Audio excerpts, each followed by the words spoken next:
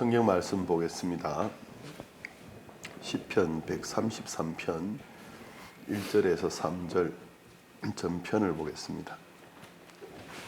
시편 133편 1절에서 3절입니다. 형제가 연합하여 동거하며 지글이 선하고 아름다운 것, 머리에 있는 보배로운 기름이 수염 곧 아론의 수염에 흘러서 그 옷깃까지 내린 같고 헐몬의 이슬이 시온의 산들에 내린 같도다.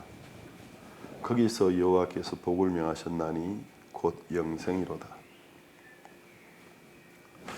우리가 이제 인생을 살아가면서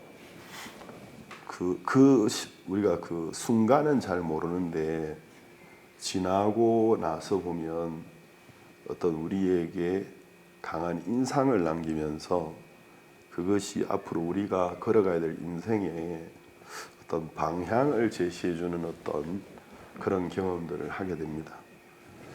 제가 1988년 4월 3일 날 22기 학생으로서 한국복음선교학교에 입학을 했습니다. 현재는 굿뉴스 테올로지 스쿨이죠. 근데 이제 이 선교학교에 관해서 워낙 이야기를 많이 들어가지고, 왜냐하면은 한국복음선교학교는 우리 기포소위 선교회의 모든 선교사들을 배출해내는 기관이었기 때문에 수양회 때나 집회 때, 특히 수양회 때 오전에 다양한 강사님들이 말씀을 전하다 보면 다 선교학교 시절을 이야기하셨어요. 그래서 다들 제가 선교 학생이었던 시절에 하면서 에피소드를 이야기하면 우여곡절들이 참 많았지만 그분들이 그 선교학교 학생으로서 훈련을 받았던 것으로 인해서 하나님의 귀한 종들이 되어 계셨기 때문에 자꾸 그런 이야기를 듣다 보니까 이 선교학교에 대한 어떤 동경하는 마음이 컸었고, 또 심지어는 선교학교에 대하여 어떤 동경보다 더한 마음, 사모하면서도 이렇게 나도 언젠가 저 학교에 한번 입학했으면 좋겠다 사모하는 마음도 있으면서도 또 다른 한편으로는 내가 과연 저런 학교에 들어갈 자격이 있나 그런 생각을 하게 되는 곳이었습니다. 근데 제가 이제 고등학교를 졸업하고 다른 대학으로 진로를 정하지 않고 또 하나님의 인도와 또 담임 목사님의 추천, 또 그 추천서를 보고 입학을 허락해 주신 박옥수 목사님으로 말미암아 1988년 4월 3일 날 당시 서울 관악구에 있었던 관악구 봉천 7동 원당국민학교 요즘 초등학교죠. 사거리에 있던 서울 한국복음선교학교에 입학을 하게 됐습니다. 그래 이제 제가 이제 그 선교학교에 들어가서 보니까 이제 기숙사가 있는데 기숙사 방마다 누가 그 방을 쓰게 될지 이름표가 붙어 있었습니다. 그래서 우리 동기 중에는 가정을 이루고 자녀들을 데리고 온 학생들이 있었기 때문에 먼저 이제 그런 기혼자들을 중심으로 1번 방 해가지고 또 있고 2번 방, 3번 방까지가 기혼자였고 4번 방이 제 방이었습니다. 4번에 보니까 그 문 위에 제 이름과 또 저와 함께 룸메이트가 된 형제 이름이 적혀 있었습니다. 그래서 여기가 내 방인가 보다 하고 그 안에 이제 가방을 두고는 가방을 채 풀지도 못하고 나와서 이제 학교 건물들도 이렇게 살펴보고 또 이제 우리가 수업을 받게 된 교실도 이렇게 봤는데 교실 이제 정면에 그러니까 이제 선교학교 학장이시고 또 교수이신 박옥수 목사님이 강연을 하시는 정면에 보니까 벽에 이제 부조물 같은 게 액자처럼 하나 달려 있었어요. 그게 정말 동으로 만든 것이었는지 플라스틱을 동으로 만든 것 같은 효과를 준 사출물인지 모르겠지만 하여튼 액자가 있었고 그 액자에 탐스러운 포도가 이렇게 매달려 있는 포도나무의 형태가 조각되어 있고 그걸 배경으로 성구가 있었는데 그게 제가 오늘 읽은 시편 133편 1절에서 3절이었습니다. 이 첫인상이라는 게 참 중요한데 제가 성경학교 첫 입학해서 그 이제 액자 구조물 액자 앞에 서서 포도나무가 그려져 있었습니다. 또 거기에 시편 133편이 이제 조각된 것처럼 되어 있었는데 형제가 연합하여 동거함이 어찌 그리 선하고 아름다운가 머리에 있는 보배로운 기름이 수염 곧 아론의 수염에 흘러서고 옷깃까지 내린 같고 헐몬에 있으리 시온의 산들에 내린 같도다. 거기서 여호와께서 복을 명하셨나니 곧 영생이로다. 이제 이 성경 구절을 보면서 잠시 이제 생각에 잠겼어요. 물론 이 액자가 누군가 기독교 백화점에서 사온 것일 수도 있고 박 목사님께 선물한 것일 수도 있고 또 목사님 직접 사셔서 거기다 다셨을 수도 있겠지만 그 당시 제 생각에 많은 성구가 있을 텐데 기독교 백화점에도 많은 그림이 있고 많은 성구가 있을 텐데 왜 시편 133편을 달아놓았을까 하고 잠시 생각에 잠겼습니다. 그러면서 아마 이 성경 구절이 박욱수 목사님께는 상당히 중요한 성구인가 보다 그렇게 생각을 하니까 이 성경 구절이 말하고 있는 것이 뭔가 했더니 형제의 연합들, 형제가 연합하여서 동거하는 것 하나님이 그것을 정말 아름답게 보시고 표현한 것이고 또 아름답게만 보신 것이 아니고 거기에 복을 내려주고 계시는 구절이었습니다. 제가 이제 이 성경 구절을 보면서 이게 우리 기쁜 소식 선교회의 어떤 힘의 원동력, 폭발적인 성장의 비밀이 아닐까 생각하게 되었습니다. 세월이 이제 많이 흘렀죠. 그때 88년 4월 3일이었고 지금 이제 88년, 98년, 2008년, 28년, 37년하고 37년이 지금 넘어가고 있는데 우리 기쁜 소식 선교회가 대한민국 국내에서는 아직은 기독교 교단을 리더해가는 초대형 교단은 되고 있지 못하지만 이제 우리 기쁜 소식 선교회는 대한민국 국내보다 국외에서 사실은 정말 엄청난 성장을 이룬 선교회입니다.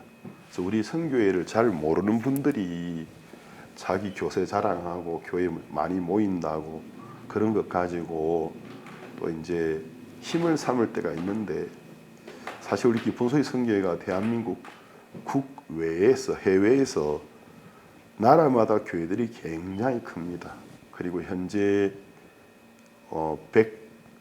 108개국 정도에서 우리 활동을 하고 있고 교회 수도 참 엄청나고 한국인 선교사와 현지인 사역자들 및 또 신학생들 해서 약 2,500명 정도가 현재 활동하고 있습니다.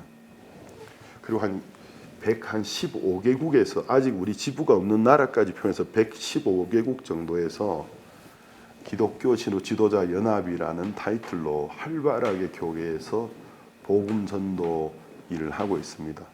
저도 제가 중남미에 와서 올해가 만 30년째지만 한국에서 보낸 교단 선교사들이 있어도 제가 기쁜 소식 선교의 소속이라서 이렇게 팔이 안으로 굽는다고 하는 소리가 아니고 우리 교회처럼 중남미 전체에서 활발하게 일하고 있는 교단이나 교회가 단 한 군데도 없습니다. 비교할 수 있는 교회가 없습니다. 근데 이제 우리 교회가 이렇게 힘 있게 일할 수 있는 비밀이 뭘까? 우리가 가지고 있는 힘의 원동력이 뭘까? 그게 바로 시편 133편 형제가 연합하여 동거하는 것입니다. 우리가 한 하나님을 믿고 한 주님을 믿고 한 복음 안에서도 한 마음으로 합쳐서 그냥 이게 하는 소리가 아니고 내 교회가 없고, 그러니까 내 것 네 것이 없고, 복음 안에 있는 교회를 다 하나의 교회로 여기고, 또 어느 지역에 있는 교회를 출석하든지 간에 우리 형제자매들 다 동일한 형제자매로, 또 장로님들이나 집사님 계시면 다 우리 교회의 장로님의 집사님으로. 그래서 우리 교회는, 우리 선교회는 어떤 도시나 어떤 나라에 선교하고 있는, 사역하고 있는 사역자님이라도 타 국이나 타 도시에 방문했을 때 조금의 어떤 배척이나 경계하는 마음 없이 정말 동일한 하나님의 종으로 강대상을 내어드리고 성도들이 100%의 신뢰감을 가지고 말씀을 듣는 교회입니다. 그러다 보니까 여기에서 이제 엄청난 힘이 나오고 있고 또 엄청난 지혜가 나오고 있습니다. 그래서 제가 1988년 4월 3일 성교학교 입학해서 처음 그 교실 정면 상단에 걸려 있었던 그 부조물이 굉장히 인상 깊게 제 기억에 남았는데, 그것이 이제 오늘 이날까지 어떤 우리 선교회의 어떤 정신, 나아가는 방향의 어떤 지표가 되어졌다라는 것입니다. 제가 이제 지난해 연초에 미국 달라스 겨울 수양회를 참석했을 때인데, 우리가 이제 매해 연말에 미국 달라스 지부에서 미국 지부 전체의 겨울 수양회를 개최합니다.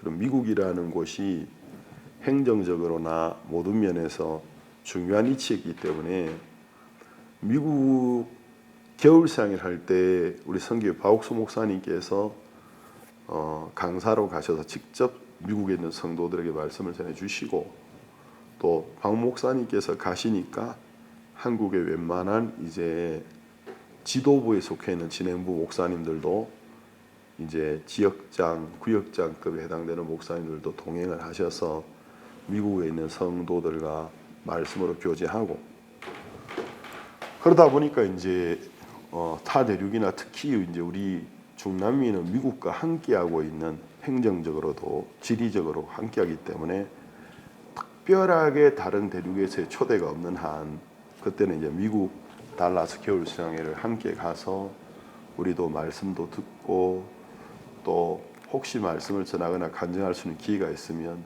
또 성도들과 나누고, 한국에서 오신 동역자님들이나 또 세계 각국에서 온 동역자님들하고 교제하고, 그러다 보니까 단순한 수양회가 아니라 수양회이기도 하고, 또 우리 사역자나 선교사들의 어떤 만남과 교류의 기회가 되기도 합니다. 근데 이제 태국에서 온 김학철 목사님과 함께 잠깐 이야기하게 됐는데, 김 목사님이 무슨 말씀을 하시냐면, 내가 여기 미국 달라스가 사실 태국에서 가장 먼 거리에 먼 거리에 해당되는 곳이기도 한데, 내가 미국 수양회까지 올 때에 혹시 말씀 전하는 시간이 새벽이나 오전이라도 한 번 있으면 그래도 많은 성도들 앞에서 말씀을 전하니까 이까지 비행 경비를 내고 장시간을 여행해서 오는 것이 괜찮는데, 매해 강사가 되시는 게 아니기 때문에 어떤 해에는 특별한 말씀 시간도 없고 그냥 일반 참석자로 와 있는데, 그렇게만 하고 돌아가려고 하니까 뭔가 많이 아쉽다, 이제 그런 이야기를 이제 하시다가, 사실은 하고 이제 목사님 마음의 이야기를 하는데, 내가 이거 미국 달라스까지 왔을 때 미국 지부에서 가장 가까이 있는 지부가 어딘가 봤더니 중남미 지부, 그래서 멕시코가 가장 가까운데 내가 이까지 왔는데 사실은 지난해에도 그냥 이래만 가지 말고 이까지 온 김에 조금 더 경비 들이고 시간 투자해서 멕시코 지부에 가서 멕시코에서 하나님이 어떻게 일하셨는지도 보고 싶고 또 신목사 어떻게 선교하는지도 보고 싶고 그런 마음이 있었다고 하시더라고요. 제가 목사님 그럴 것 같으면 진작 말씀하셨지요. 그러면 제가 기쁜 마음으로 초대했을 텐데 다음에는 그렇게 하십시오. 그렇게 이야기가 되다가 아니 목사님 뭐 다음에까지 시간이 많이 걸리니까 제가 올해 초대하겠습니다 해가지고 그해 그러니까 지난해 이야기죠.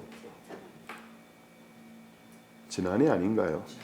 지난해 맞습니다. 지난해 5월경에 제가 이제 목사님을 초대를 했어요.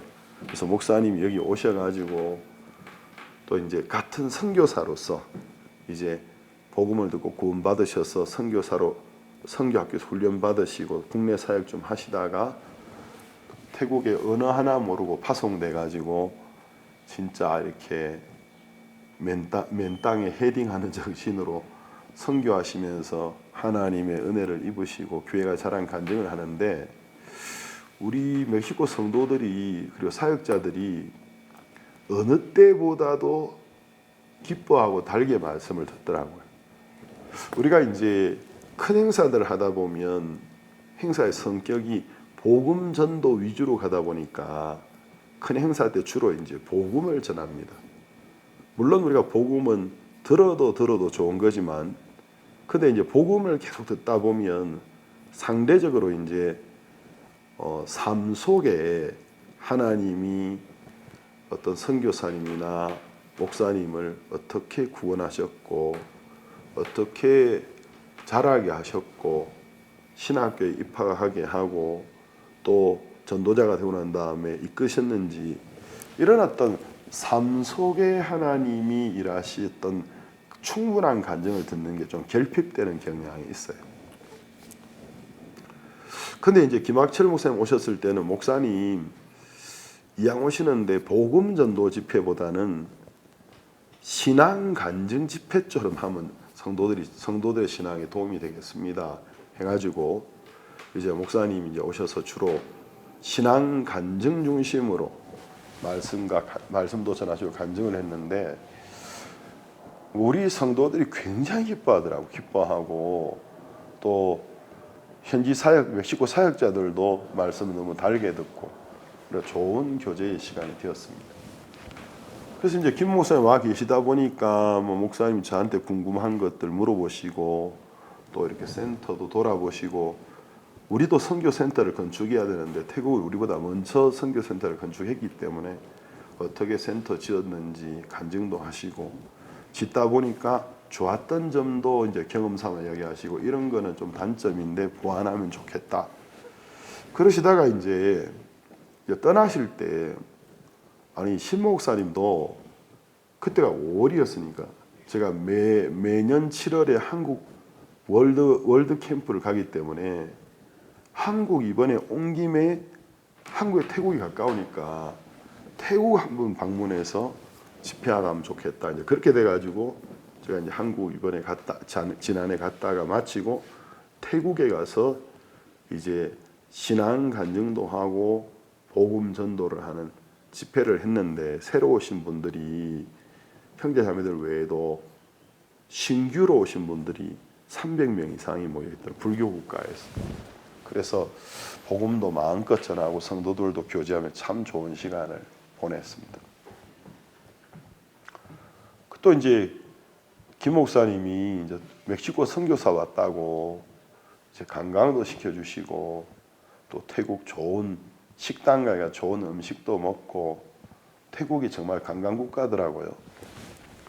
그러니까 중간 중간에 이제 교제를 참 많이 했는데 제가 이제 항상 경험하는 게 뭐냐면 이 교류라는 것이 한 다리 두 다리 거쳐서 듣는 거하고 중간 다리를 다 없애고 직접 교류할 때 이제 배우는 게 달라요.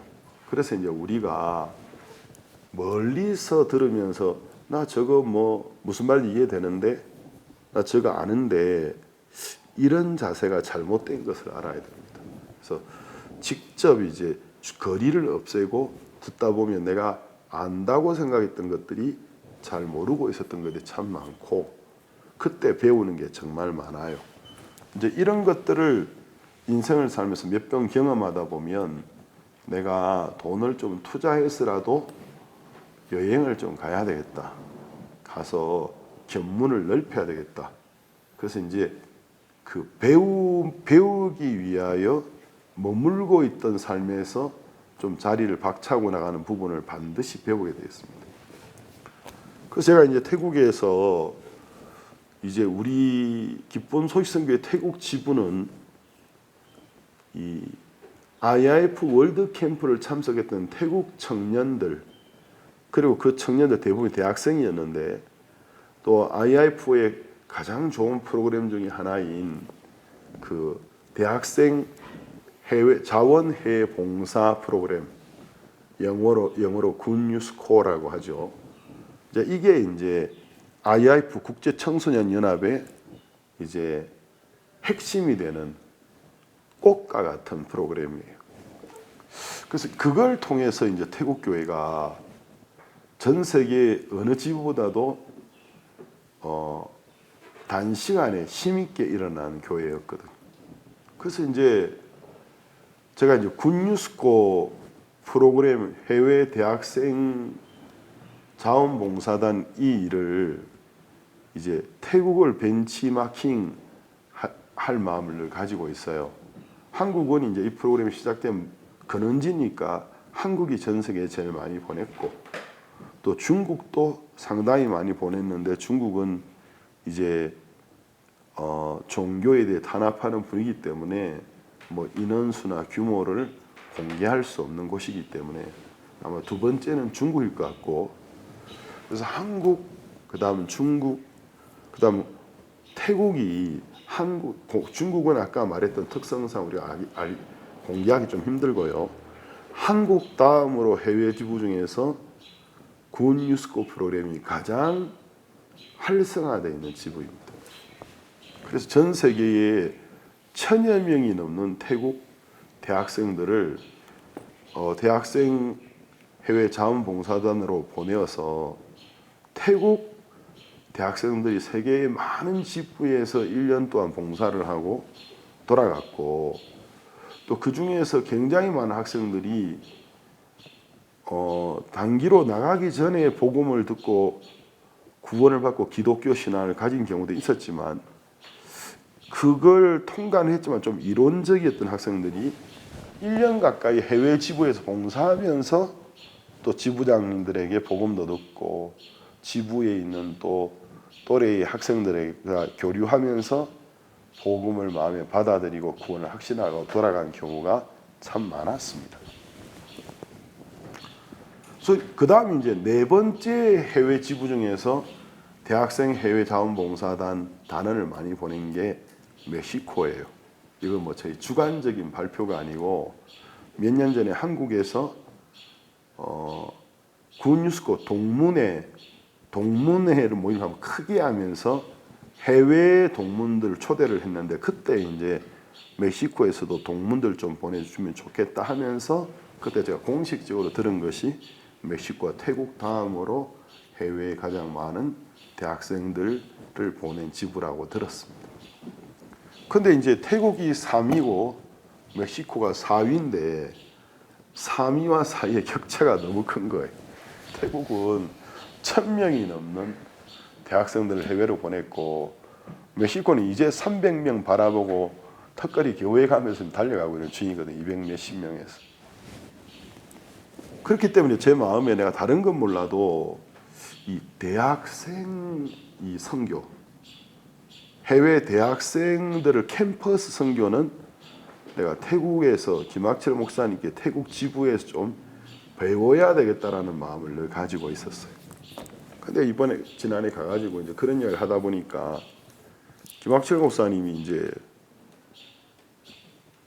간증을 하시는데 제 생각하고 좀 다르더라고.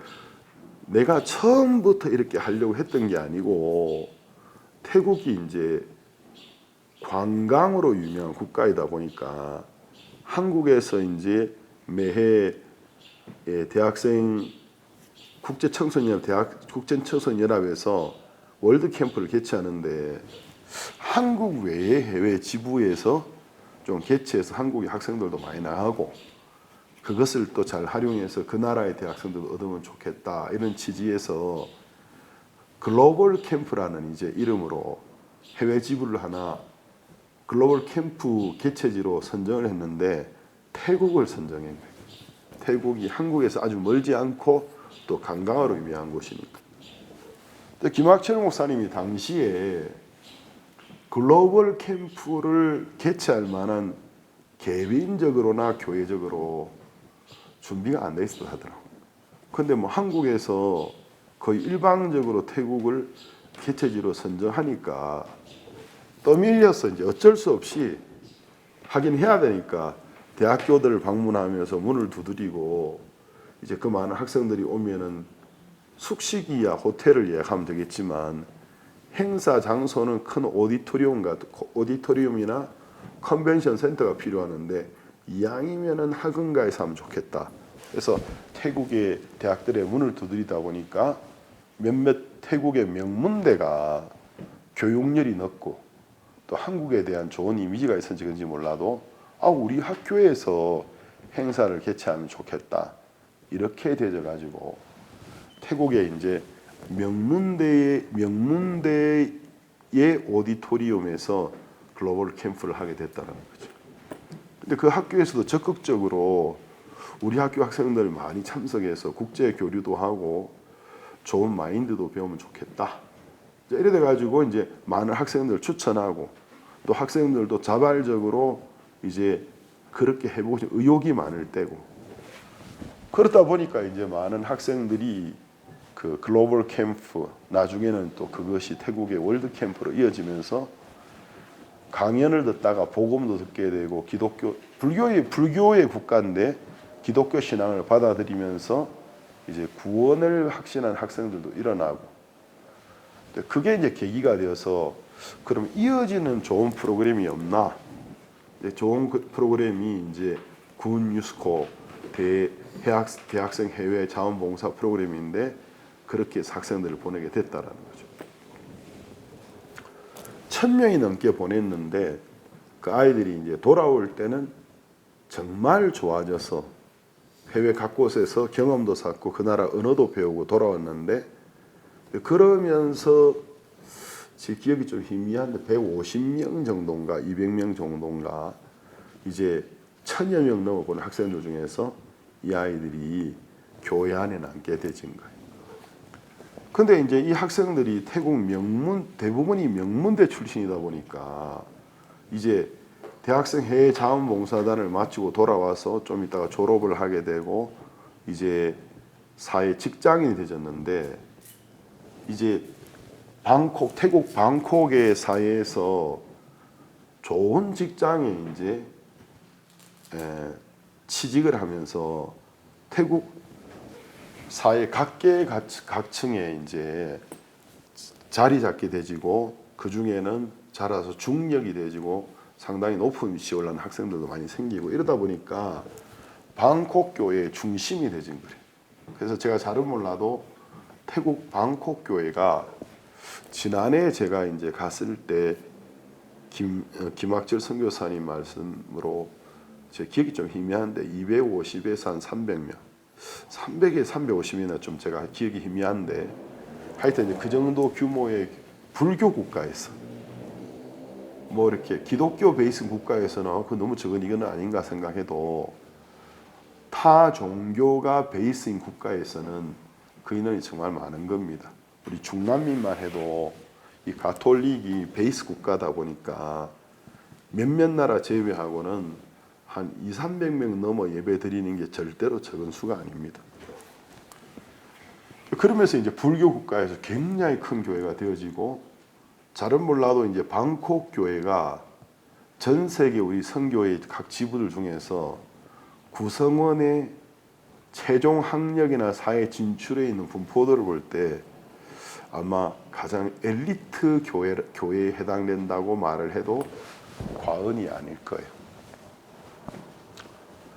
제가 이제 그런 이야기를 자세히 하게 들으면서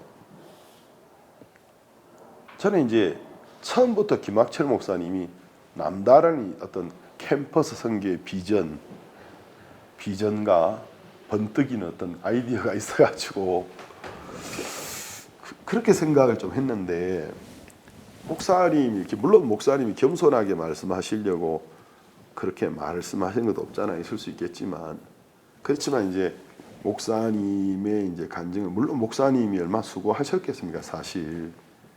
근데 목사님이 그런 데 초점을 안 맞추시고, 이게 내가 처음부터 기획한 것이 아니었다, 내가 의도한 것이 아니었다, 교회에서 태국에서 글로벌 캠프하면 좋겠다, 이렇게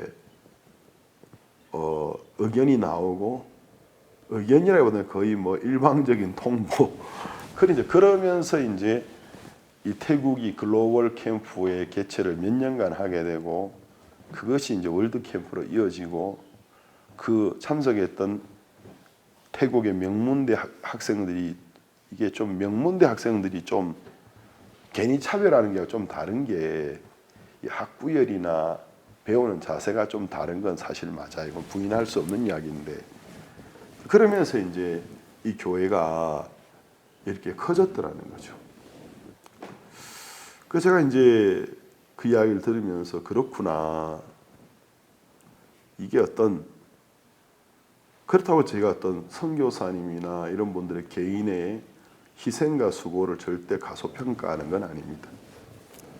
그렇지만 이제 하나님이 이제 교회 안에서 우리가 서로 교류하고, 또 우리 기독교 용어로 교제를 하죠. 교제, 서로 말씀을 펴고 하나님 우리 가운데 행하신 일들을 서로 나누고 주고 받고, 또 어떤 주님의 마음을 앞서 있는 교회들이, 앞서서 또 복음 일을 해봤던 교회와 종들이 어떤 주님께 받았던 마음을 전해줄 때에 내 생각과 다르다고, 내 경험과 다르다고 이런지하에 그냥 거절해버리는 어떤 교만한 마음이 아니고, 뭐 마음을 낮추고 배우고 받아들일 때에 이게 하나님의 지혜가 이제 그 속에서 나타나면서 생각하지 못했던 복음의 큰 역사들이 일어난다라는 것입니다.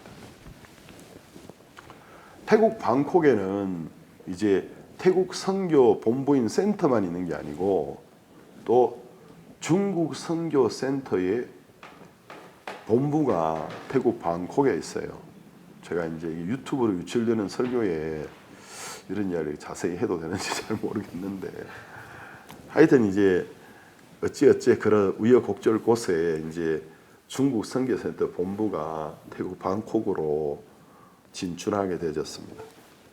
거기에 이제 일을 담당하고 계신 이제 우리 이아무개 선교사님이 계신데, 근데 이제 이 목사님이 이제 제가 태국에 온 걸 알고는 오전 집회에 이제 시간을 한번 내 가지고 오셨더라고요.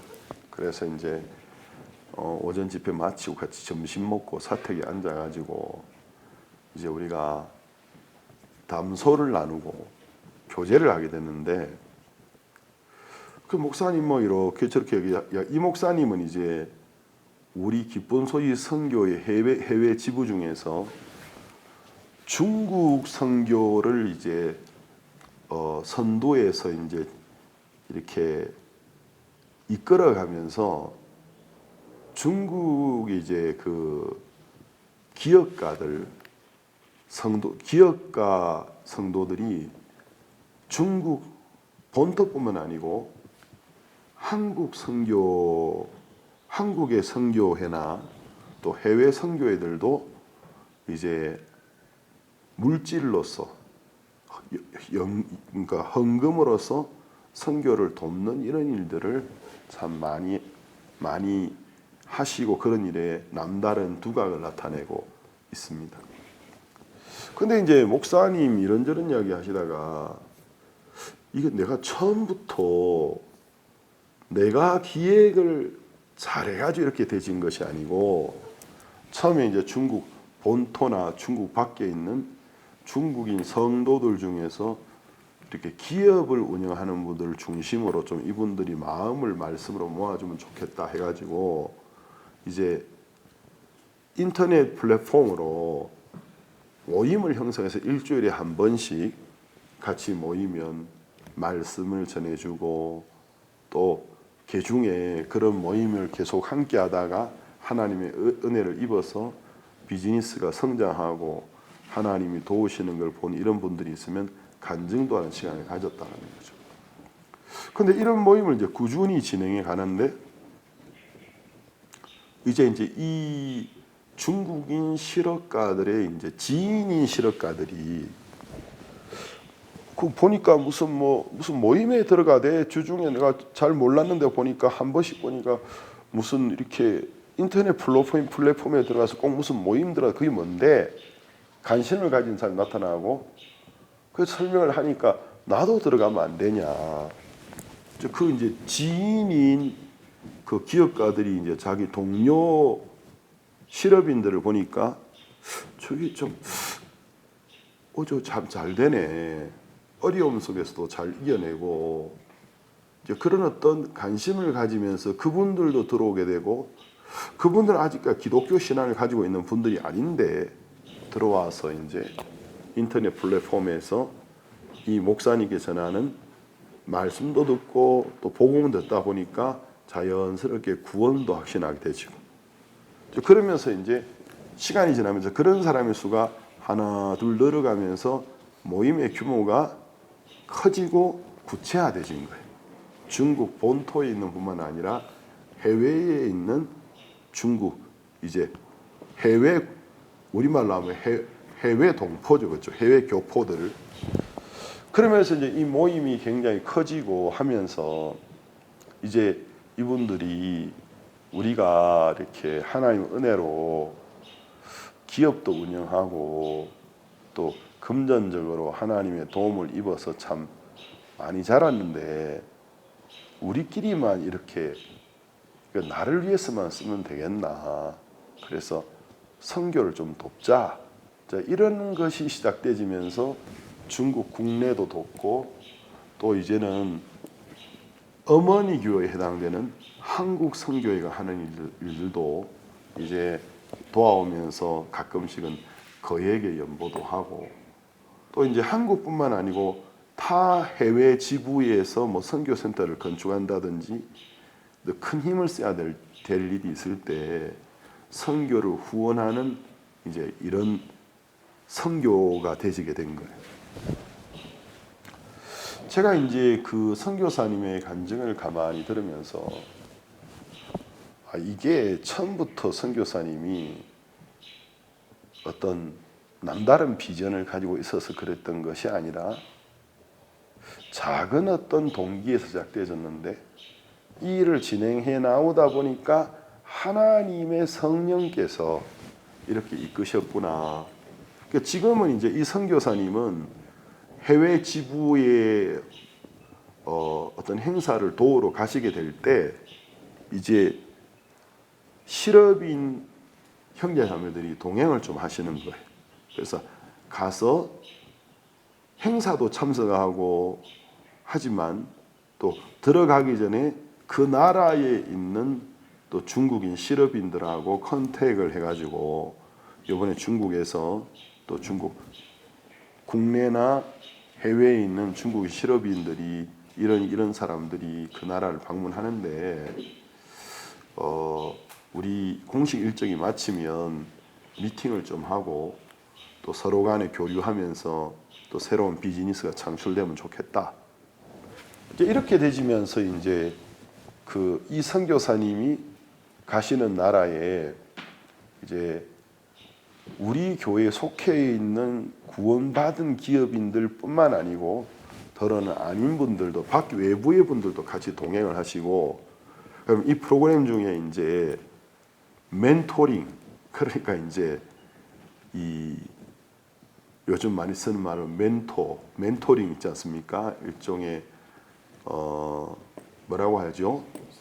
이제 컨설팅 같은 어떤 그런 건데, 그 프로그램의 일환으로 이제 함께 온 분들이 오전 오후에 집회 강연을 듣는 게 이제 그게 멘토링이고 컨설팅인 거예요. 이거 듣다 보면 이거 하나님 은혜 있게 돼 있다. 그래야 이제 그 일정이 다 마치면 또 이제 그분들의 업무를 하는데, 이러면 또 새로운 비즈니스가 창출되지고, 제가 이제 이런 이야기를 들으면서 내가 이것 좀 배워야 되겠다. 기가 솔깃했어요.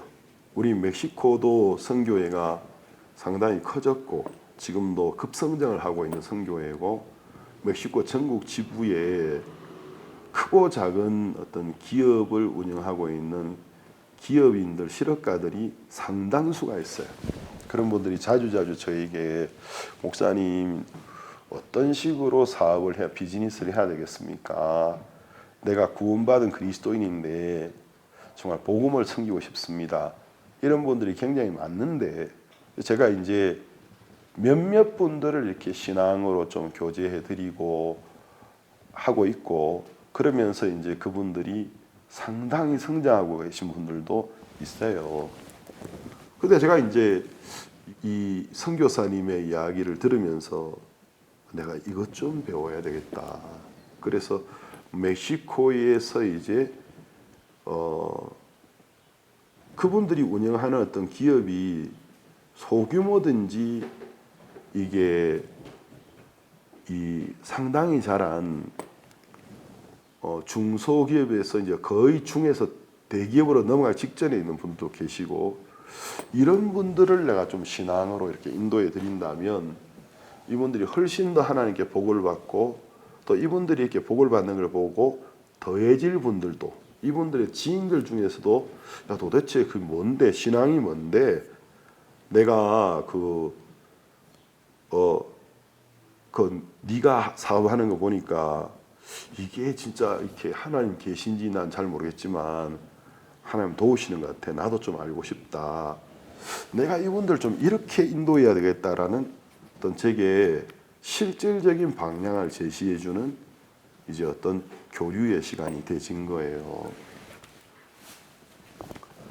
그래서 제가 이제 지난해 태국에 가서 태국 김학철 목사님, 선교사님 통해서 어떻게 태국 교회가 기반을 마련하고 자라게 되었는지 자세하게 듣게 되었고, 또 이제 방콕에 상주하고 있는 중국 선교를 맡은 그 이 목사님을 통해서 뭐 중국 선교에 관한 이야기는 아니었지만 어쨌든 하나님 새로운 일들을 이렇게 행하고 계신 부분에 대하여 배우는 시간이 되었습니다. 근데 사람들은 저마다 받은 은사가 달라요. 하나님이 같이 복음을 위해 살아도 주시고 있는 은사가 다르기 때문에 우리가 이제 나보다 어떤 면에서 더 뛰어나신 분들, 내가 못하는 일들을 하는 분들을 멀리서 저분은 참 제주도 용하네 이러고만 있어야 되는 게 아니고, 내가 정말 좀 더 접근해서 배울 마음을 가지면 그분들을 통해서 배워서 성장할 수 있는 게 굉장히 많다라는 거죠. 이제 이런 것들을 조금씩 맛보게 되면 내가 굳이 비행 경비 그만큼 투자하고 그 장시간을 이용해서 거기까지 가야 돼, 이래야 될 일이 아니더라고요. 그래서 그 경비가 좀 들고 여행하는데 좀 시간이 걸려도 충분히 그렇게 해야 할 투자 가치가 있고, 거기서 내가 배우고 그 배운 것을 100% 내가 소화하지 못할지라도 내가 사는 곳에 가져와서 접목해 나갈 때 또 내가 하나님의 새로운 은혜를 입고 성장하는데 엄청난 도움이 되더라는 것이죠. 그래서 제가 이제 지난 한 열흘 좀 넘어 동부 아프리카 우리 선교의 중심인 케냐 나이로비 지부에 수양의 강사로 초대를 받아서 가서 있다가 왔습니다. 물론 가는 길에 프랑스 파리를 경유하는데 경유 시간이 17시간이 넘어 생기면서 파리 지부장이신 항용화 우리 또 선교사님이 연락돼 가지고 지부에 초대해서 프랑스 파리 지부를 이번에 처음 제가 가봤고 또 거기에서 프랑스 지부가 제가 예상하고 있던 것보다는 더 이제 안정되어지고 성장해 가고 있는 소식도 듣게 되고 덩달아 영국 지부도 힘을 얻어서 막 성장하고 있는 소식도 듣고 그런 걸 들을 때 유럽도 이제 참 많이 변해가고 있고 앞으로는 더 좋아질 일들밖에 없겠다. 그런 어떤 마음을 하나님께 받았고요. 또 저녁 식사도 대접받고 하룻밤 공짜로 잤지만 또 이제 제 항공기가 도착하는 시간이 해지기 직전에 도착해가지고 해지기 직전에 이 깜짝 투어가 그래 좋다더라고요. 그래가지고 이제 말로만 듣던 프랑스 파리의 그 세느강에 가서 유람선 타고 세느강 강 주변도 보고 또 에펠탑이 저녁 8시인가 되면은 7시인지 8시면 이제 에펠탑이 조명으로 크리스마스 트리처럼 막 꺼졌다 켜졌다 이렇게 전멸등으로 변하면서 하나의 이제 또 장관을 이루는데 그 시간이 또 맞아져 가지고 가서 에펠탑 쇼하는 것도 보고 에펠탑 보고 나니까 지금 빨리 또 개선문 가야 된다 또 개선문에 가서 말로만 듣던 프랑스 나폴레옹이 그 입성했던 그 개선문도 가고 그래서 그 짧은 시간 안에 세느강 이제 유람선 투어 에펠탑 전멸 그 불꽃 쇼하는 거 개선문 보고 또 돌아와서 이제 간식 좀 얻어먹고 잘 자고 다음날 아침까지 대접받고 이제 갔습니다. 근데 제가 이제 이번에 그 케냐 수양을 인도하는데 한 5,000명 규모의 수양이었는데 이번에는 동부 아프리카 주변국에 있는 선교사님들도 같이 오셔가지고 케냐 말고도 탄자니아, 우간다, 그리고 르완다, 부룬디, 케냐 5개국 선교사님들인데 5개국에서 이제 9명 정도의 선교사님들이 같이 모였어요.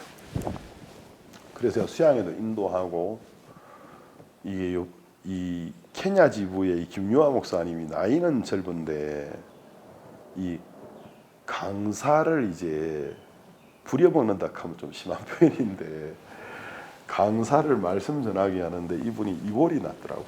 그래가지고 제가 공식적으로 새벽에 선교사 모임 한 1시간 반 인도하고 그다음 오전, 오후, 저녁 공식적으로 말씀을 4번 전하고 또 이제 다 마치고 밤에 또 선교사님들 앉아서 한 2시간 정도 모임은 아니지만 이제 담소하는데 이런저런 신앙 교제하는 거 하루에 시간이 5번 정도 들어있더라고요. 그래서 이제 야 이거 뭐 정말 돌았으면 말씀 시간, 돌았으면 말씀 시간.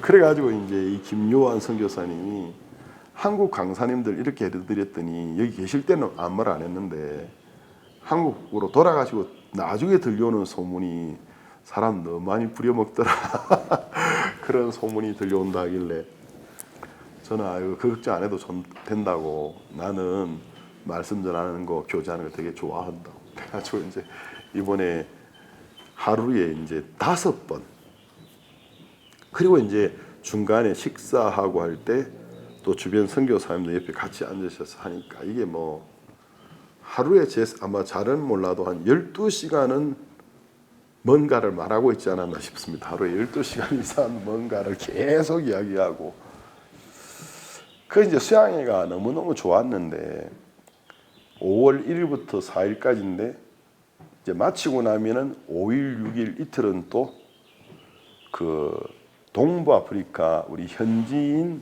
사역자 모임인데 한 160명, 부부가 160명 정도 왔는데 4개국에서 또 그들을 위한 또 이제 어떤 신앙 컨퍼런스를 또 진행해야 했고,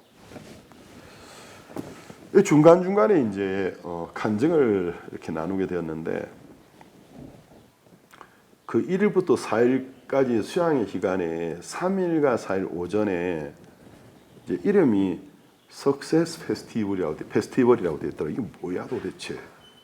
이게 문자 그대로 하면 성공 페스티벌인데, 이게 좀 한국말로는 어감이 이상하잖아요. 그래서 뭐 성공 페스티벌이 도대체 뭐야?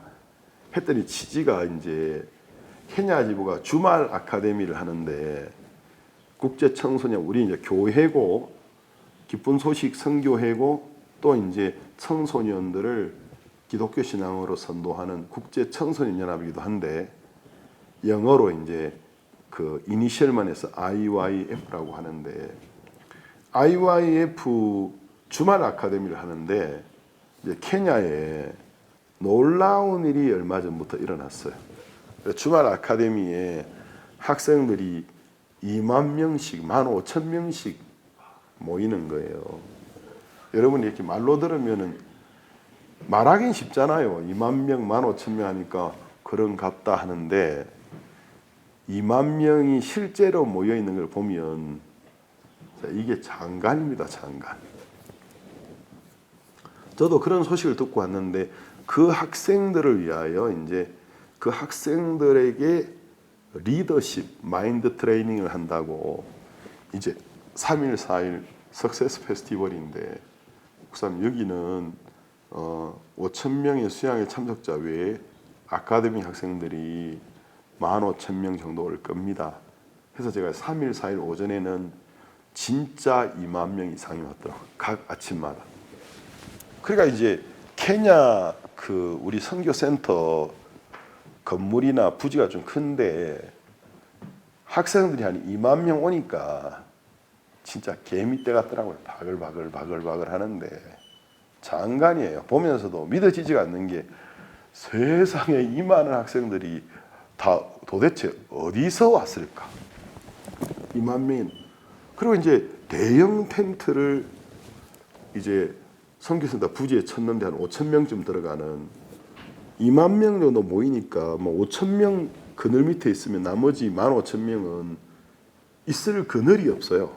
그러니까 땡볕에 이제 막, 그러니까 햇볕 펴려고 나무 그늘 밑에, 하여튼 건물 그늘 밑에, 또 이제 양산도 아니고 우산을 들고 온 학생들은 우산을 이렇게 해가지고 2만 명이 모여 있는데 장관이었어요. 하나님 은혜로 그래서 5월 3일 날, 4일 날 오전에 각 2만 명씩 모인 학생들에게, 진짜 여러분이 뭐 주말 아카데미도 하고 하지만 정말 인생에 성공을 하고 싶으면 죄를 이기고 죽음을 이기신 예수 그리스도를 알아야 여러분이 참된 성공입니다 하면서 복음을 전했는데, 정말 말씀에 쭉쭉 끌려들더라. 스펀지가 물을 빨아들이듯이 말씀을 받아들이고, 정말 거의 대부분이 예수님이 여러분의 죄를 씻으신 거 믿으십니까? 여러분 구원받았습니까? 어려워졌습니까? 그러니까 거의 전원이 손을 드는데 너무너무 감격스러웠습니다. 그래서 이제 케냐 이제 김요한 이제 선교사와, 물론 다른 선교사도 많이 계셨지만 이 부분에 좀 이야기를 했는데 간증을 하더라고요. 원래 이제 그 케냐 지부가 기독교 베이스인 국가이긴 하지만 우리 선교의 30년 역사를, 지난해가 30년이었는데 아프리카 선교의 근원지예요. 근데 이제 주말 아카데미를 하면 한 300에서 한 500명 정도 기존에 왔었대요. 근데 어느 날 박옥수 목사님께서 전화를 주셔가지고 근간의 성도들이 얼마나 되느냐고 전국적으로. 그래서 한 5,000명쯤 됩니다.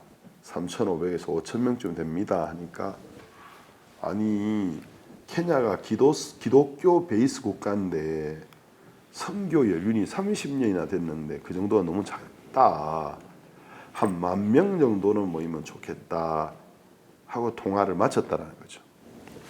그래서 이제 이 김요한 선교사님 이제 그 말을 듣고 그 말을 일단 받은 거죠. 어떻게 해야 될지는 모르지만. 그러다 이제 기존에 오던 주말 아카데미를 이제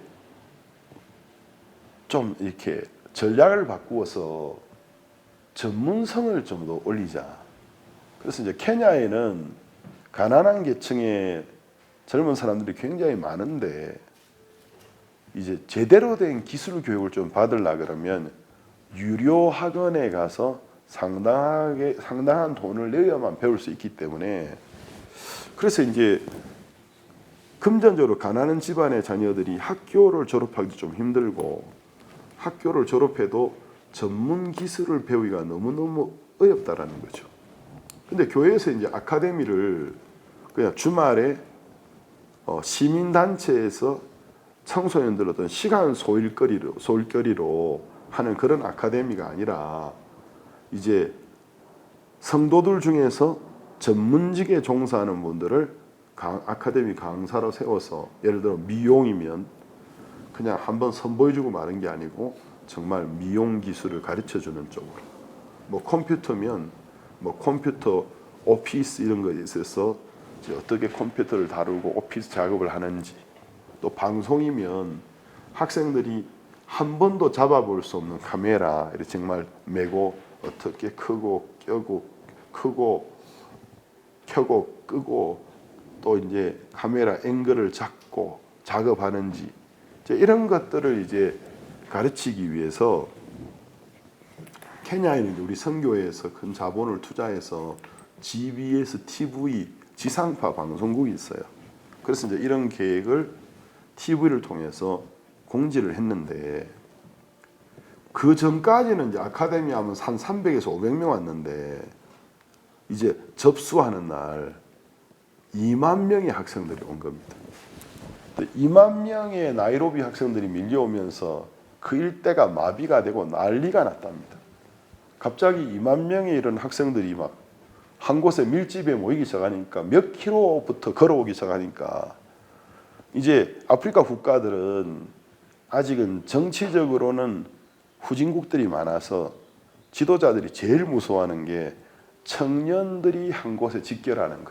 대부분 집결할 때 이제 정부를 반대하는 이제 데모할 때 모이는데 경찰들이 깜짝 놀래가지고 막 경찰차 출동하고 뭔 일이냐 여기 지금 뭔 일 났냐 그렇게 많은 학생들이 오냐 했더니 아니 그게 아니고 주말 아카데미 접수하러 오는 거라고. 그래서 경찰에서 막 무장 경찰도 보내주고 또 아프리카 학생들은 수가 많아지면 그래 무섭답니다. 군중 심리가 형성되지면 우할 때 통제가 안 된대요. 그래서 이제 경찰 중에서도 일반 경찰이고 전투 경찰들 완전 무장해가지고 건총이 아니고 완전히 이제 긴 총들 메고 또 아프리카 경찰들은 이제 사람들이 말 안 들으면 대한민국처럼 민중의 지팡이 그건 아프리카에서는 아예 안 통하면서 민중의 지팡이가 아니고 민중의 장대 막대기입니다. 그래가지고 이 막대기로 말 안 들으면 사정없이 때리거든요. 그리고 이제 수가 많다고 함부로 들면 실제로 발포를 해요. 그래서 이제 그 경찰들도 오고 이제 그렇게 그런 소식 이제 이 놀라운 소식을 제가 이렇게 들었었는데 진짜 이렇게 접수할 때 한 2만 명이 오고 그 이후로 2만 명까지는 안 나와도 15,000명 정도가 주말마다 오고 있다는 거죠. 큰 행사 하면 또 2만 명 넘어오기도 하고.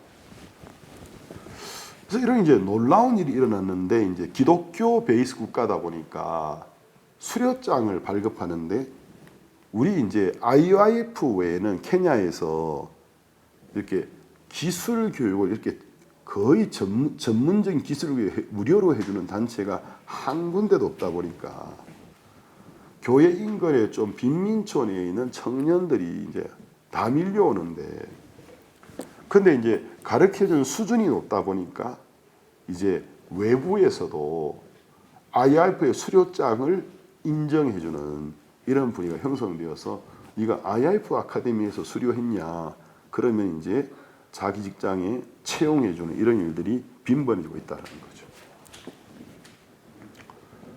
근데 이제 기독교 베이스 국가다 보니까 수료해야 되는 과정 중에 반드시 책 풀 시간이 있는 거예요. 그래서 반드시 예배에 참석해서 말씀을 들어야 되는데 이 학생들이 수료장을 받기 위해서라도 채플에 와야 되는데 예배에 말씀을 드려야 되는데 기독교 베이스 국가니까 대부분이 기독교에 대한 배척하는 마음이 없고 그러다 보니까 이제 토요일 날 5번 예배를 드리고 일요일 날 5번 예배를 드리는데 예배당에 들어올 자리가 없어가지고 그냥 애들이 왜 나 예배 참석하게 안 해주냐고 항의하는 애들이 너무 많고 그래서 이제 박성국 사님과 통화할 때 아니 케냐가 기독교 베이스 국가고 우리 선교한 지 30년이 넘었는데 지금 한 10,000명은 모여야지 아직도 몇천 명이 무슨 말인고 하고 말씀하셨는데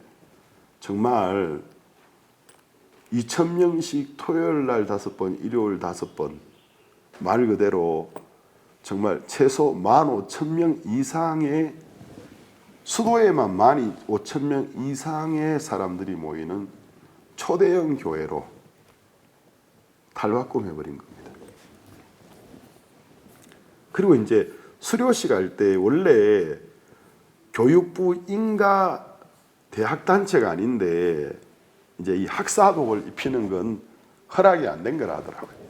근데 이제 이 IIF에서 이 아이들이 언제 한번 학사복 입어보겠나 해가지고 수료식 할 때 이제 학사목까지 씌워주는데 그날은 난리가 난데 부모님들이 집이 가난해가지고 아이들 학교 못 보낸 거를 마음에 빚으로 삼고 있는데 자기 자녀들이 학사복 입고 수료한다니까 막 그날은 사돈의 팔촌에 부모님 보내고 사돈의 팔촌에 친인척까지 케냐는 아직도 순박해가지고 가족 중에 한 번도 국제여행을 못 해본 사람들이 많아서 가족 중에 누가 국제여행으로 돌아오는 날에는 직계 가족뿐만 아니고 사촌, 팔촌까지 다 와가지고 어떨 때는 30명씩 공항에 나온답니다. 그래서 네가 비행기 타고 왔냐 해가지고 그런 나라 살만하지 않습니까? 옛날 우리나라처럼 해서 아니 우리 친척 쪽에 아무개가 세상에 비행기 타고 여행 갔다 온단다 해가지고 어떨 때는 한 30명 나와 있는다더라.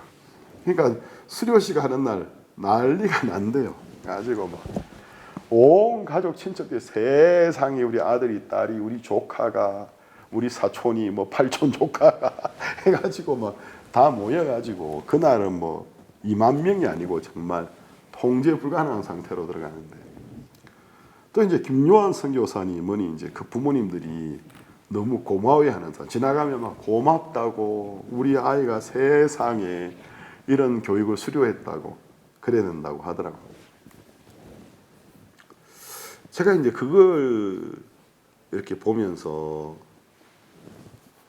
5월 3일, 4일 오전에 제가 두 타임의 석세스 페스티벌이라는 이름으로 2만 명씩 오는데 장관이더라고 말 그대로. 세상에 이 많은 학생들이 무슨 전국적인 대중음악의 슈퍼스타가 온 것도 아니고 그래서 이제 학생들 프로그램이다 보니까 이제 그 나라를 대표하는 국민 가수들도 초대를 하는데 제가 갔을 때도 유명한 가수가 한 분씩 오셨더라고요. 근데 그분들이 요즘은 IIF가 한번 불러주기를 이제 눈치 보는 상황이 되어가지고 오셔서 이야기를 한답니다. 그래서 아니 어떻게 이 많은 학생들을 모으냐고 내가 돈 좀 드리고 해도 한 2-3천 명 모이는 건 쉽지 않는데 내가 명성이 있어도 그게 쉽지 않는데 아니 IIF는 특별한 광고도 안 하는 것 같은데 2만 명씩 모이니까 어떻게 2만 명씩을 모으냐 하면서 처음에는 이제 대중 가수 초대할 때 또 이게 청소년 교육 프로그램이다 보니까 아이들 건전한 어떤 또 이제 시간도 보내야 되기 때문에 그런 분들 돈 주고도 지금은 돈 안 줘도 오신다라는 거죠. 와서 내가 여기 있는 것만 해도 감사하다 하면서. 근데 이제 제가 그걸 보면서 이제 케냐 각 지역에서도 현지 사역자들이 이걸 보고 감동을 받아서 우리도 아카데미 한다 해가지고 케냐 전국 이 주말에는 아카데미 사역을 하는데 지역에도 뭐 200명씩 300명씩 온대요. 주변 국가들도 그러고 케냐는 되는데 우리가 안 될 리가 있나? 우리도 하자 해가지고 케냐만큼 좋은 건물이 없는데도 300명, 적으면 300명, 500명씩 모이고 있다고 하더라고. 그래서 이번에 아프리카의 매력을 좀 느꼈습니다. 느끼면서 어째 좀 선교지가 아프리카가 좀 괜찮은 것 같은 생각이 들면서 스페인어권에서 행복하게 살아왔는데 이참에 영어 공부에 좀 내가 영어 공부에 좀 더 마음을 들여서 이제 더 이상까지는 솔직히 생각 안 했어요. 선교지를 바꿔볼까 이런 생각은 전 솔직히 안 했고 그냥 영어를 좀 더 배워볼까 이런 생각이 제 마음에 들었었습니다. 제가 이제 세 분의 이야기를 했죠. 지난해 태국의 선교사님 만났던 것, 태국에서 중국 선교를 담당하는 선교사님 만났던 것, 이번엔 케냐의 이제 선교사님 만났는데 제가 이 세 분에게서 공통적인 부분이 뭐였냐면 누구도 개인의 어떤 역량으로, 개인의 어떤 재주로 내가 이 일을 이루었다고 말하시지 않더라는 것입니다. 한결같은 특징이 뭐 개인의 비전이나 역량으로 되진 게 아니고 하나님의 교회 안에서 자기를 세우려는 마음을 버리고 낮은 마음으로 함께 교제하고 또 하나님이 교회 안에서 성령님이 주시는 마음들을 또 받아들이고 어떨 때는 좀 부담스러울 때도 있었지만 그 마음을 받아들여서 진행해 나가다 보니까 처음부터 이게 이런 놀라운 결과를 기획했던 것이 아니라 어느 순간에 하나님의 지혜가 확 나타나면서 이런 놀라운 복음의 역사가 일어나더라는 것입니다. 제가 이제 이런 것들을 마음에 간직하고 이번에 돌아왔습니다. 저도 이제 멕시코 선교하면서 하나님의 은혜를 많이 입었습니다. 그렇지만 또 어떤 면으로 제가 좀 냉정하게 생각할 때 미흡하고 부족한 부분들도 많기 때문에 하나님의 은혜를 입어야 될 부분들이 굉장히 많은데 멕시코에서도 우리 이제 멕시코 선교 더 많은 멕시코인들이 복음을 듣고 구원을 받고 하나님 자녀가 되고 또 교회 안에 들어서 우리 교회가 훨씬 더 큰 교회로 성장해서 1억 3,500만 명이 넘는 대국을 복음으로 더 덮어나가는 일. 그리고 멕시코는 중남미 이제 문화 부분의 종주국입니다. 이 스페인어권 중남미 모든 국가의 사람들은 멕시코 대중문화의 영향을 받고 자랍니다. 노래도 그렇고 영화나 드라마도 그렇고. 그래서 이제 멕시코뿐만 아니고 중남미 전체의 국가들까지 돕는 일, 더 크게는 중남미를 뛰어넘어서 미국 국내에 있는 스페인어를 모국어로 쓰고 있는 히스패닉이라고 부르죠. 히스패닉 계통의 사람들. 또 더 크게는 유럽에도 스페인이나 포르투갈이 있고 아프리카 대륙에도 스페인어를 제1 모국어로 쓰고 있는 적도기니라는 나라가 있습니다. 이런 부분까지 확대해 나갈 수 있을까? 그러면 이제 이 세 분의 공통적인 간증처럼 이와 같은 결과가 올 줄 몰랐었습니다. 그러니까 김요한 선교사님은 목사님 전 솔직히 제가 한 일이 별로 없습니다. 그냥 그 전화를 받았고 그렇다고 그 전화를 받고 내가 막 기획을 잘하고 해가지고 이런 결과를 가져온 게 아니고 한 10,000명은 모이는 교회가 되어야 될 텐데 그 말씀만 받아들이고 그 다음 이제 그거하고 연장선상이 아니고 아카데미를 좀 활성화하는 길이 없나 이렇게 생각했는데 결과적으로 아카데미에 20,000명씩 오는 이런 정말 현장에서 보면서도 이게 사실 맞아? 이게 정말 사실 맞아? 하는 생각이 들 정도로 수많은 학생들이 그러니까 이제 우리 케냐 나이로비 지부는 짧은 시간 안에 케냐 최대의 단일 교회로 변모한 겁니다. 그래서 이제 케냐 정부에서도 지금은 우리 케냐 전부터 케냐 정부하고 일을 잘 해왔지만 지금은 더욱 우리 교회를 크게 생각하고 이제 함께 일해 나가려고 하고 있다라는 것입니다. 제가 오늘 이 시편 133편에 이야기 형제가 연합하여 동거함, 구원받은 성도들이 연합하려 그러면 마음을 낮춰야 돼요. 자기를 높이는 사람은 다른 사람하고 함께하는 게 되게 힘들어요. 근데 이제 내가 내 마음에 나 혼자는 안 되는 걸 발견하고 내가 정말 부족한 것을 깨닫고 그 기본 나를 낮출 마음의 자세를 가지고 함께하게 될 때 이제 연합이 되지고, 그리고 우리 가운데 주님이 계시기 때문에 주님과 한 마음으로 복음을 섬기려는 마음으로 연합하고 동거하는 것을 보고 하나님은 형제가 연합하여 동거함이 어찌 그리 선하고 아름다우냐. 성경 전체에서 하나님이 언제 인간들을 보고 선하다고 아름답다고 하신 적이 있습니까? 악하다고 하셨고 심판하겠다고 하셨죠. 여기서 보면은 형제가 연합하여 동거함이 누구도 자기를 세우려고 하지 아니하고 자기 부족함을 인정하고 마음을 낮추고 우리 가운데 주님을 높이고 하나님을 높이고 복음 전하려는 마음을 가장 크게 여기고 연합하고 동거할 때, 함께할 때 하나님이 야 어찌 그리 선하고 아름다운, 야 너무 아름답다, 여기 너무 좋다 하시면서 이 모습을 이제 비유를 했는데, 아론은 원래 제1대 이스라엘 대제사장이었는데 대제사장으로 선출할 때 머리에 이제 기름을 붓거든요. 이게 이제 성경의 고대 히브리인들의 풍습입니다.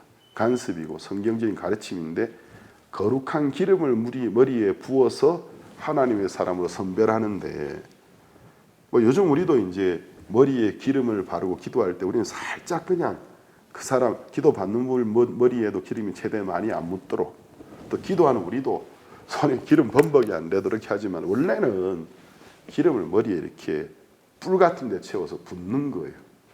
상당히 많이 붓는 겁니다. 그러면 향기로운 기름이, 거룩한 기름이 머리에 부으면 흐르기 시작하지 않습니까? 흐르고 그때는 이제 턱수염을 길렀기 때문에 얼굴 윤곽을 타고도 기름이 흐르다가 수염을 타고 흘러내려요. 수염은 이제 끝에 가면 더 이상 연결되는 지점이 없으니까 방울방울 떨어지는데, 방울방울 떨어질 때 그때 입고 있었던 대제사장의 이제 의복에 망토에 떨어져서 끝자락까지 적시게 되더라는 거죠. 하나님 이제 이 모습을 이렇게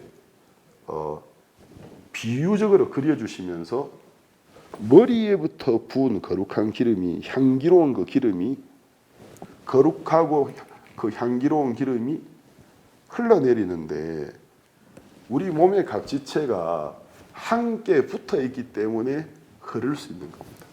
그게 흘러서 머리에 부었던 기름이 온몸을 타고 흘려서 거의 발끝까지 흘러내리는 모습. 하나님이 그걸 비교하시면서 형제가 연합하여 동거하는 것이 어찌 그리 선하고 아름다운고. 마치 아론 대제사장의 머리에 거룩한 향기름을 부었을 때 그 거룩한 기름이 머리에서부터 수염을 타고 흘러서 옷깃까지 적시는 것과 같다라고 하셨다는 거죠. 두 번째는 헐몬에 있어요. 헐몬이라는 건 이스라엘 나라의 제일 높은 산이에요. 이 산이 해발 2814m. 그러니까 바다의 수면의 높이에서 2814m니까 이스라엘에서는 어디서든지 볼 수 있는 정상이 네바다라고 하죠. 만년설로 덮여 있는 산입니다. 그런데 이 만년설로 덮여 있는 이 헐몬산에 그 정말 그 만년설 눈이 뜨거운 햇볕에 조금씩 녹아서 산을 타고 흘러내려요.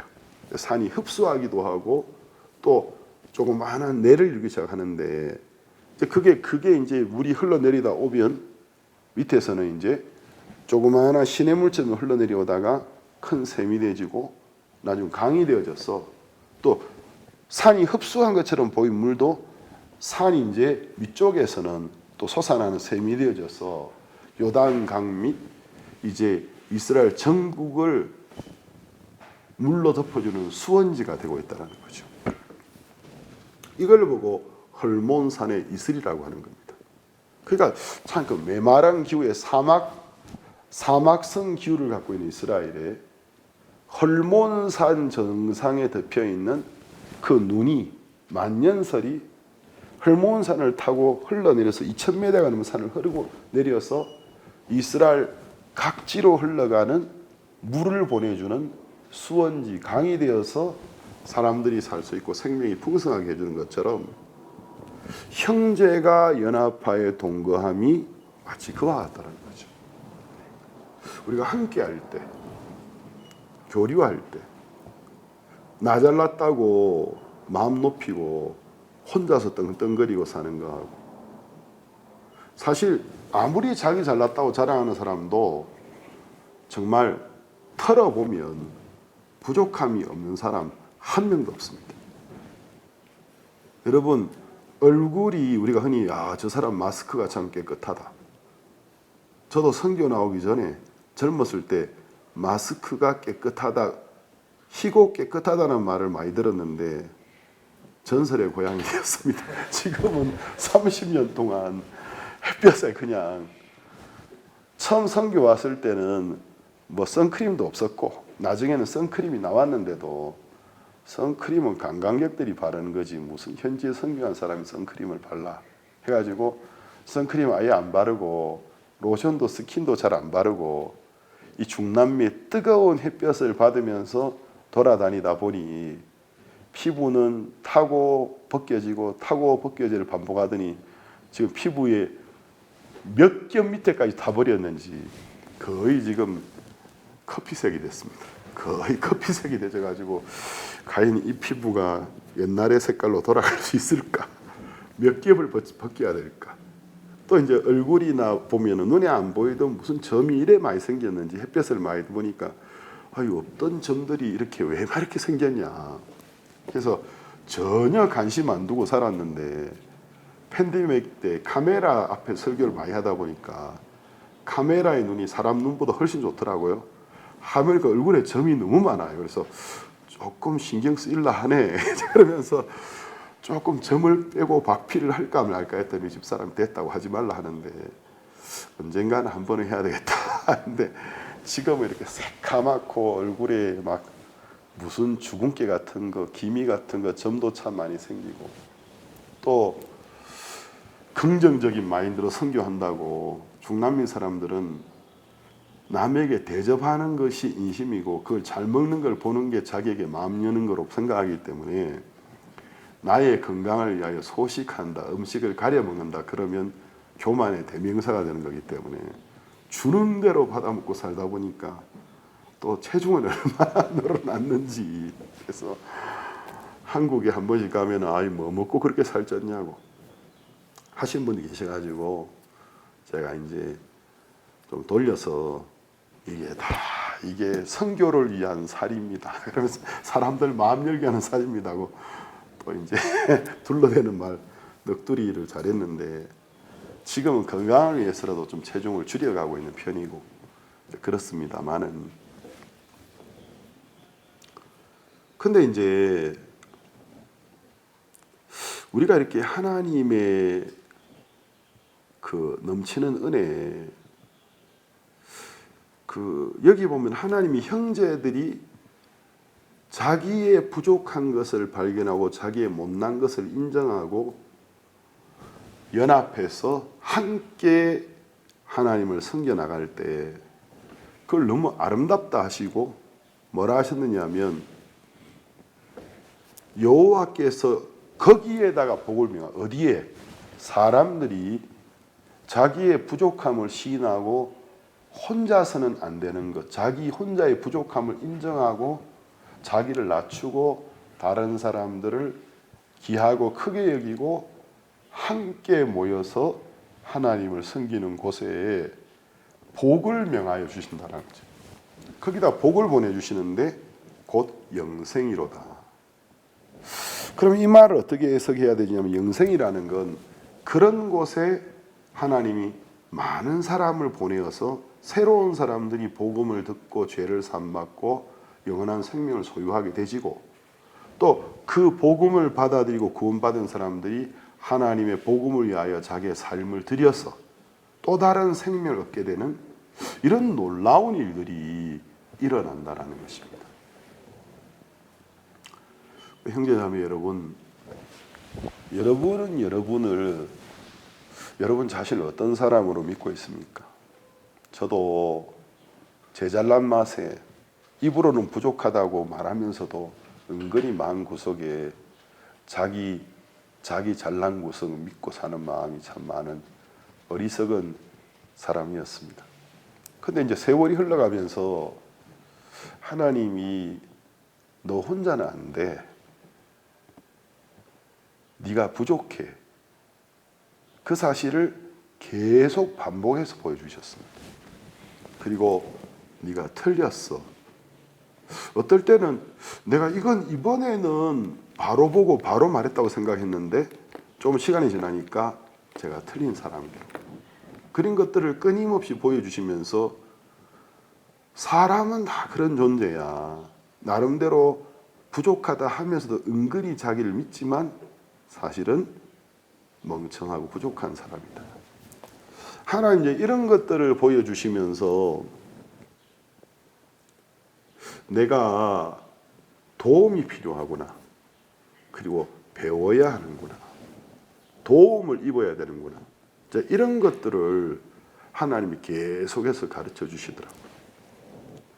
여러분 중에서 아무리 저 사람은 얼굴이 마스크가 참 깨끗해 해도 정말 가까이 다가가서 살펴보면 뭐 수시로 예를 들어서 돈을 들여서 미용을 하는 사람이 아니라면 그 사람들의 얼굴에 흠이 있고 점이 있고 티가 있어요. 그것처럼 정말 털어보면 부족하지 않는 사람이 없습니다. 저 사람은 나보다 안 부족해 보여도 정말 가까이 털어보면 그 사람에게는 또 내가 가지고 있지 않은 부족함이 또 있는 거예요. 하나님 우리 모두 이렇게 만드셨기 때문에 우리가 나 혼자서는 안 된다라는 사실을 정말 인정해야 되고 함께 또 배우려는 마음 자세를 우리가 가져야 됩니다. 그때 이제 나를 낮추는 마음을 가져야 됩니다. 나를 낮추는 마음을 가지고 배우려는 자세. 그때 이제 연합이 되는 거예요. 제가 성경을 읽다 보니까 너희는 소금을 두고 서로 화목해라. 어느 날 이 말씀을 생각하다가 은혜를 입었는데 이번에 유럽에 누가 이번에 아프리카의 어떤 선교사님 목사님 이게 무슨 뜻이죠? 소금을 두고 화목해라. 제가 옛날에 그 말씀을 생각하다가 은혜 입은 적이 있어서 좀 대답을 드렸어요. 너희는 서로 소금을 두고 화목해라. 이걸 우리가 글자 그대로 문자 그대로 해석해야 됩니까? 우리가 화목하려면 성경에 소금을 갖다 놓으면 화목이 잘 되는가 보다. 소금을 옆에다가 말로 가만히로 갖다 놔보세요. 그러면 옆에 사람 교제가 잘 되는가? 안 됩니다. 그걸 말하는 게 아니고 소금이라는 건 어떤 상황에도 맛이 변하지 않는 광물인데 다른 말로 하면 우리는 다 맛이 다른 사람이에요. 다 스타일이 다르고 생각이 다르고 관점이 다른 사람들인데 그런 모습으로 다른 사람과 화목하려면 안 된다라는 거죠. 각자가 다 자기 스타일을 주장하기 때문에. 전에 우리나라에 사이라는 가수가 강남 스타일 노래 불러가지고 세계적인 히트를 쳤지 않습니까? 저는 이제 그런 걸 듣는 기가 별로 없어서 몰랐는데 아르헨티나의 김도희 목사님 요즘에 사이라는 한국 가수의 강남 스타일이 세계적인 인기인데 한번 들어보십시오 해주는데 신은 나는데 전 잘 모르겠더라고요. 그래서 뭐 이렇게 뭐 좀 뚱뚱한 사람이 나와서 막 말 흉내를 내고 하는데 이게 뭐냐 했더니 이제 이 김도희 목사님은 음악을 이제 밴드부에 계셔가지고 옛날 학교 다닐 때 저보다는 음악에 대한 감각이 뛰어나요. 근데 목사님 이게 이 음악이 이게 뭔가 있다고, 뭔가 매력이 있다고, 이거 앞으로 히트칠 것, 대박 날 것 같다고. 저는 그런가 했는데 나중에 그게 보니까 정말 세계적으로 히트. 그러니까 이제 그런 음악에 대해서는 김도희 목사님 저보다 월등하신 게 분명히 맞는 거예요. 근데 우리가 이제 소금을 두고 함구하는 게 뭡니까? 다 나름대로 스타일이 있어요. 저도 신재훈 스타일이 있어요. 여기 있는 분들은 또 뭔 스타일이 또 있어요. 저마다 다 있어요. 근데 우리가 어떻게 연합할 수 있죠? 어떻게 함께 있을 수 있죠? 너희는 소금을 두고 서로 화목해라. 그러니까 그게 무슨 말이냐면 나도 너도 우리는 다 변하는 틀린 사람이다라는 것을 기본 베이스로 인정하고 변치 않는 것이 하나님의 말씀이다. 변치 않는 것이 그리스도라는 마음을 인정하고 나도 틀린 사람이고 당신도 틀린 사람이고 나는 틀릴 수 있는 당신도 틀릴 수 있는 사람이다. 우리가 인정하고 말씀만을 높일 때 이때 화목이 된다는 거죠. 이게 이제 너희는 소금을 두고 서로 화목해라. 사람들 중에 보면은 성질이 급한 사람, 정말 성질 급한 사람들도 봤거든요. 야, 저거는 급한 정도 중에서도 거의 뭐 진짜 초급형이구나. 그런 분들 있더라고요. 그래서 이제 급한 것도 정도가 있고 느린 것도 정도가 있는데 여기 전영민 선교사인데 제가 가끔씩 전영민 선교사를 자꾸 이렇게 제가 한인 예배 때 거론하니까 해외의 다른 선교사님, 목사님 제가 유튜브에서 목사님 말씀 들었는데 전영민 선교사 이야기 하시대요. 그래서 저 동기입니다. 이런 경우가 있더라고요. 뭐 지금 만만한 게 전영민 선교사인데 전영민 선교사는 저보다 되게 느긋한 사람이에요. 저는 이제 많이 좋아졌지만 좀 급해요. 근데 이제 제 스타일로는 전영민 선교사가 너무 느린 거예요. 전영민 선교 스타일은 목사님 좀 상당히 급하다. 제가 볼 땐 전영민 선교사가 좀 너무 물러요. 전영민 선교사 스타일에는 목사님 조금 과격한 곳이 있어. 그렇게 생각을 우리는 다 스타일이 있습니다. 그러면 내 스타일에 맞는 사람만 찾으려고 그러면 지구상에 몇 명 되겠습니까? 내 주변에 몇 명 되겠습니까? 그리고 내 스타일에 맞는 사람이라고 믿고 가까이 했는데 좀 사귀어 보니까 또 다르고. 그러니까 이제 형제가 연합하여 동거한다라는 건 결국 내 자신이 틀린 걸 인정해야 되는 겁니다. 나도 틀리고 나만 그런 게 아니고 모든 사람은 다 틀릴 수 있다. 그걸 기본 베이스로 가질 때 그러나 변치 않는 것은 하나님이시고 예수 그리스도시고 그분의 말씀이다. 소금, 그분이 소금이고 그 말씀이 소금이라는 마음을 가지면 너희는 소금을 들고 서로 화목해라가 가능해지는 겁니다. 이걸 배우면 우리가 나와 조금은 다른 분들과도 화목할 수 있고 연합할 수 있고 동거할 수 있는 것입니다. 하나님 거기에 복을 명하신다 했습니다.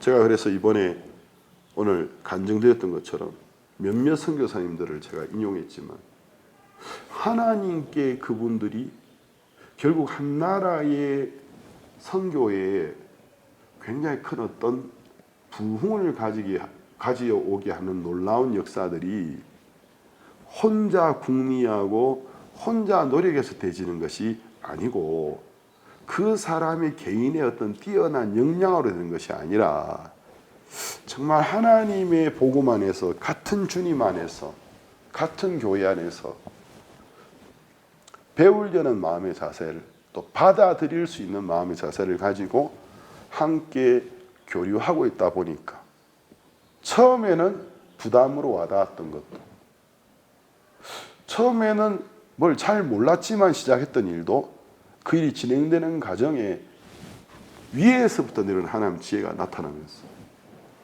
놀라운 하나님이 영광 받으실 만한 일들이 일어나더라는 것입니다. 그럼 지금 우리가 만약에 자기 자신이 제일 잘났다고 믿고 마음을 높인다면, 그리고 자기가 갖고 있는 재주만 의지한다면 잠시 일을 반짝 잘하는 것처럼 보이지만 절대로 일을 잘하는 것이 아닐 겁니다. 결국 그 나라에 하나님이 하시고자 하는 일을 가로막는 일을 우리가 하게 되지 않겠습니까? 우리 스스로에게는 정말 하나님이 수많은 사람들을 복음으로 이끌고자 하고 그들을 구원하고 또 그들을 변화시켜서 전 세계로 복음을 전하는 이런 하나님의 이 놀라운 일을 이룰 수 있는 지혜가 우리에게는 없습니다. 우리는 우리 앞에 있는 많은 한계 앞에서 우리 스스로는 사실 그 담을 뛰어넘지 못해서 헉헉거리다가 쓰러져야 될 사람들입니다. 그러나 만일 우리가 그와 같은 담을 뛰어넘고 전에 내가 생각할 수 없었던 더 놀라운 세계로 들어갈 수 있다면 위에서부터 내려오는 하나님이 우리에게 주신 지혜가 필요합니다. 그리고 하나님이 주시는 도움, 그 복이 필요합니다. 하나님이 복을 명하여 주신다 했습니다. 그곳이 어디냐면 형제가 연합하여 동거함이 어찌 그리 선하고 아름다운 것. 그래서 우리 모두가 좀 마음을 낮추는 걸 배우면 좋겠습니다. 그래서 마음을 낮추고 근본적으로 내가 부족하구나. 그것이 우리 마음의 근본적인 베이스가 좀 되어져서 함께 서로 마음을 낮추면 서로 연합하는 것이 쉬워지지 않겠습니까? 그리고 우리 가운데 계신 하나님, 예수님, 말씀만을 절대의 진리로 인정한다면 소금을 두고 우리가 서로 화목할 수 있지 않겠습니까? 그때 이제 하나님 우리에게 하나님의 방법으로 지혜를 주시고 힘을 주셔서 더 많은 사람들이 복음을 듣고 구원받게 되고 우리가 지금까지 보았던 것에 상상을 뛰어넘는 일도 하실 수 있다는 게 이번에 케냐에서 증명이 됐습니다. 그래서 케냐 전국에 한 3,500명에서 한 5,000명 모이는 교회였는데 그냥 수도 나이로비 교회만 2만 명에 달하는 교회로 단기간에 올라가는 게 그게 무슨 재주로 되겠습니까? 돈을 얼마나 투자하면 되겠습니까? 그러니까 하나님이 일을 하시니까 되더라고요. 물론 나라마다 사회 문화적인 배경이 좀 달라서 우리가 그 아카데미를 그냥 흉내낸다고 똑같은 결과가 올 거라고 생각하지는 않지만 그러나 그런 동일한 마음의 자세를 배운다면 하나님이 우리에게 더 큰 은혜를 베풀어 주실 것 같습니다. 그런 마음으로 살아가면 좋겠습니다. 오늘 여기까지 말씀을 나누겠습니다.